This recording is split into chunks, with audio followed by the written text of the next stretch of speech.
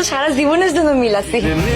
এবার যা, খুব সাবধানে যাবি। আব্বা এলো পানি। তোর কাছে কি আমি পানি চাইছি? আব্বা তুমি ডাকছিলে তো, তাই ভাবছি তুমি পানি লেগে ডাকছো। তুই বাপের এত মনের কথা বুঝোস? এটা তুই বুঝোস না? আমি চাই না যে তুই খসরুর লগে দেখা করস। আব্বা আমি খুশির সাথে দেখা করতে যাইনি তো। চুপ, একদম চুপ, একদম মিথ্যা কথা বলবি না। তোর বিয়ার ব্যবস্থা করতেছি আজ এই মুহূর্তে। তোর যদি আমি মারতাম তাহলে তোর মুখে স্পট পড়ে যাইতো, বিয়া হইতো না। এই জন্য তোরে মারতাছি না। এই কি মনে করতেছস? আমি তোর চালাকে বুঝি না? বাপের লগে সালে কি করস? বাপের লগে সালে কি করলে কি যে হয় তোরে কিন্তু আমি এখন বুঝাই দিতাম। কিন্তু আব্বা আমি তো খুশির লগে দেখা করতে যাই নাই। চুপ, পানিতে কি মিশাইছস? কি করেছো বাবা তুমি? তোরে আমি একটু পরীক্ষা করে দেখলাম। দেখ পানিতে। থাক, তোমার পানি খাওয়া লাগবে না। তো দিতে কইছি না, তাড়াতাড়ি দে। তোর হারামজাদার কত বড় সাহস, সে আমার বিপদে ফেলাইতে চায়। ওর মায়ের কত বড় আশা, ও আমার সম্পত্তির লোভ করে। আজকে আমি মার পোলারে সারা জীবনের জন্য সম্পত্তি বুঝাই দেবো। এইবার হয়তো ফুপুর কথা কইব। কিরে, কি চিন্তা ভাবনা